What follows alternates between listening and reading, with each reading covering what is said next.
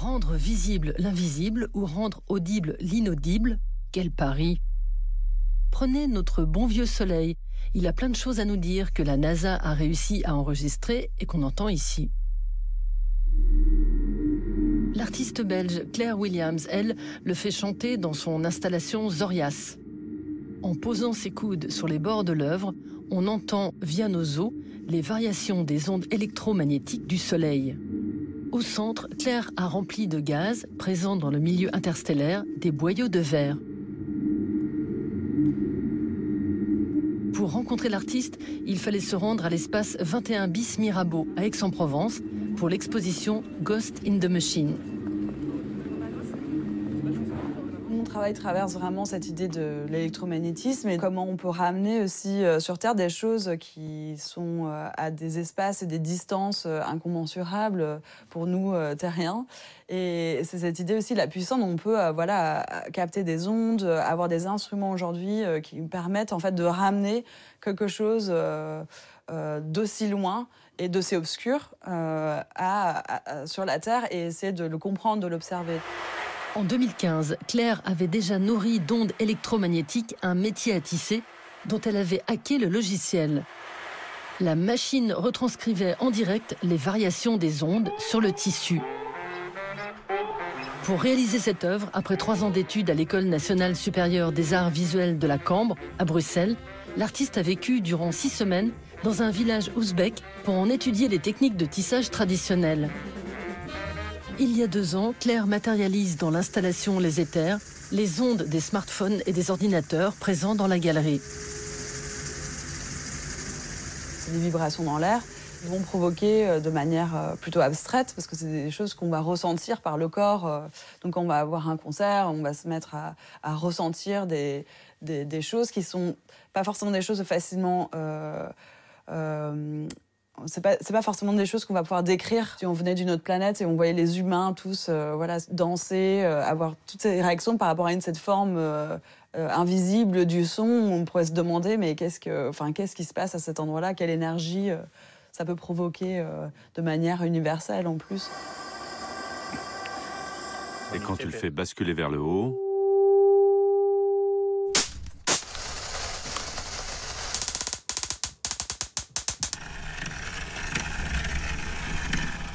ça, par exemple, je l'attache à un pied de microphone pour en faire un appareil à gouttes. Il y a un tampon à l'intérieur qui empêche l'eau de s'écouler directement et ça fait du goutte à goutte.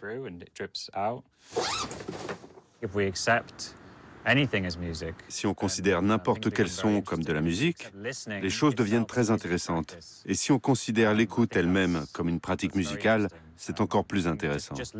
Le simple fait d'écouter peut être une forme de musique, une forme de pratique musicale. Les concerts de l'anglais Tim Shaw ne ressemblent à rien de connu.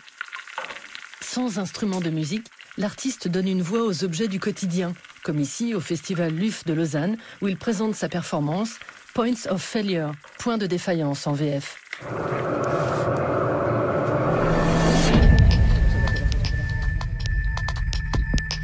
Les instruments de Tim sont aléatoires. Dans Fields, en collaboration avec l'informaticien Sébastien Picmal, des sons sont envoyés via Bluetooth au smartphone du public.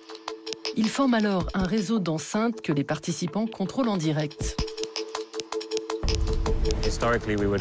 Avant, lorsqu'on était chasseur-cueilleur, on pouvait compter sur notre ouïe, parce qu'on entend au-delà de ce qu'on voit. On pouvait entendre venir une menace avant de la voir. Et je pense qu'on a peut-être perdu ça. Né il y a 44 ans au nord-ouest de l'Angleterre, Tim est bercé par les sons de la nature. Avant d'être fasciné par les microphones, il prend l'habitude de tout filmer avec la caméra de son père, cinéaste engagé. Ado, il lâche la Bolex pour une guitare et joue dans de nombreux groupes. Après un diplôme d'interprétation musicale, Tim se tourne vers le field recording en enregistrant des sons inconnus. Il utilise alors des technologies apparues durant la Première Guerre mondiale, comme l'hydrophone qui permettait d'écouter les sous-marins.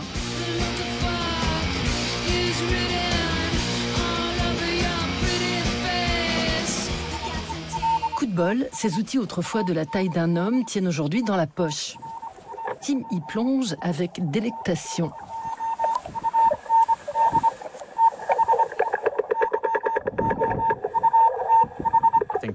C'est intéressant de trouver des moyens d'entendre le monde différemment. Et la technologie nous permet de le faire. On peut écouter de nouvelles choses. Certaines technologies révèlent des sons qu'on ne pourrait pas entendre avec nos oreilles. C'est comme une extension du corps. Ça permet d'emmener les oreilles vers des endroits inconnus. Pour la performance Déambulation, Tim Shaw invite des spectateurs équipés de casques sans fil à déambuler dans Lausanne. Avec sa panoplie de microphones de contact, capteurs électromagnétiques et autres hydrophones, Tim Shaw fait un mix en direct d'ondes inaudibles, du miel pour les oreilles.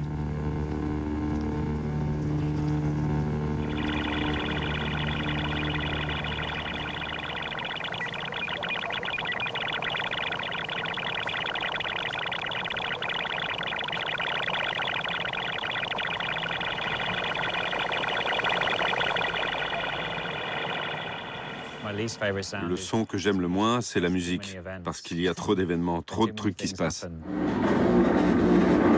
Considérée comme l'une des figures les plus extrêmes de la scène harsh noise, qui rompt avec le rythme et la mélodie, l'Italienne Alessandra Zerbinati, 40 ans, utilise son corps pour matérialiser un autre invisible caché au plus profond de ses tripes, sa colère.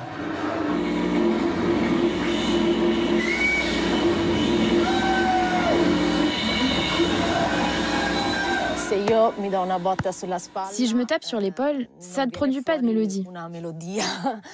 C'est pas de la musique qui en ressort, c'est du bruit. Donc la noise, c'est une manière directe de communiquer. D'ailleurs, j'utilise des micros pour amplifier les réactions du corps à la douleur, parce que c'est concrètement le son de la douleur. Ma douleur est dans mon estomac, dans mon esprit, dans mon corps. C'est sur moi. C'est pas dans un synthétiseur.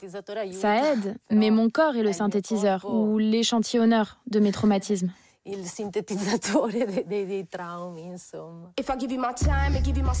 Invitée elle aussi au dernier festival de musique et de cinéma underground suisse, Alessandra fait littéralement parler son corps.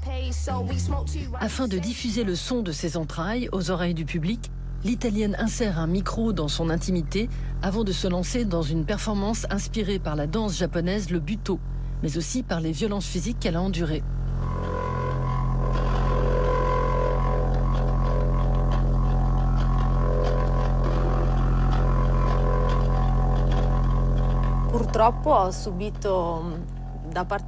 Malheureusement, j'ai subi des agressions très graves de la part de 2 hommes.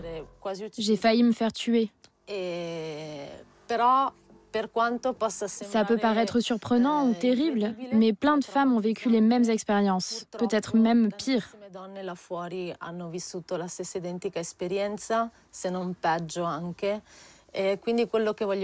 Je veux donner la parole à ces personnes à travers ma rage. Face aux abus subis par les femmes, je ne veux pas avoir une réponse triste ou affligée, mais plutôt celle d'une femme en colère. Dans ses performances extrêmes, Alessandra utilise souvent ses fluides corporels, comme ici, son sang.